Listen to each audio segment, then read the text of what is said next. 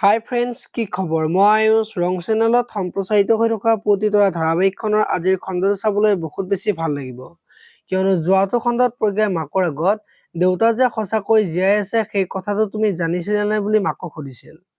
আৰু তেতিয়া মাকে জানো বুলি কোৱা তুমি সকলো জানিও কেনেকে নাটক কৰিব পাৰিলা বুলি মাকক কৈছিল। আৰু ঘৰখন পোহৰত ৰাখিবৰ কাৰণে মিছা কৈছিলো আৰু মোৰ এটা মিছা কথাই আন্ধাৰত আবদ্ধ হৈ থকা মনিষাক মুকলি আকাশৰ তললৈ ঘূৰাই আনিছিলো বুলি কোৱা দেখিবলৈ পাইছিল। আজিৰ খণ্ডটোত অনুৰ দেউতাকক ঘৰত থাকিব নিদিয়াৰ কাৰণে যাবলৈ ওলাব আৰু তেতিয়া মনিষাই দেউতাকক ৰখাবলৈ চেষ্টা কৰিব। আৰু সেইখিনি সময়তে অনু ঘৰলৈ আহি দেউতাকক দেখি আচৰিত হ'ব আৰু তুমি ইমান দিনে ক'ত আছিলা দেউতা বুলি দেউতাকক সুধিব। আৰু তেতিয়া দেউতাকৰ ক'ত কি হৈছিল সকলোবোৰ কথা কৈ উভতি যাবলৈ ওলাব আৰু তেতিয়া দেউতা তুমি এতিয়া কলৈ যোৱা বুলি সুধিব। আৰু তেতিয়া দেউতাকে মাৰাই ইয়াত থকাটো বিচৰা নাই, গতিকে মই যাওঁ বুলি অনুক ক'ব আৰু এতিয়া বাৰু অনুৱে দেউতাকক ৰখাবনে দেখিবলৈ পাব আজিৰ খণ্ডটোত। আনফালে বেদই আজি ৰাস্তাত প্ৰিয়মক লগ পাব আৰু তই বিভানৰ লগত মিলি বিন্দুৰ জীৱনটো কিয় ধ্বংস কৰিলি বুলি প্ৰিয়মক সুধিব।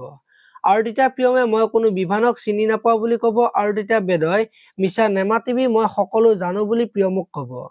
আৰু তোমাকো মই সোধাই নেৰো বুলি প্ৰিয়মক কোৱা দেখিবলৈ পাব। আপোনালোকে প্ৰতিতৰা ধাৰাবাহিকখন চাই কেনেকুৱা পায় কমেণ্ট কৰি জনাব। আৰু যদি আপোনালোকে এতিয়ালৈকে চেনেলটো ছাবস্ক্ৰাইব কৰা নাই তেতিয়াহ'লে চেনেলটো ছাবস্ক্ৰাইব কৰি ভিডিঅ'টোত এটা লাইক কৰি দিব। ধন্যবাদ।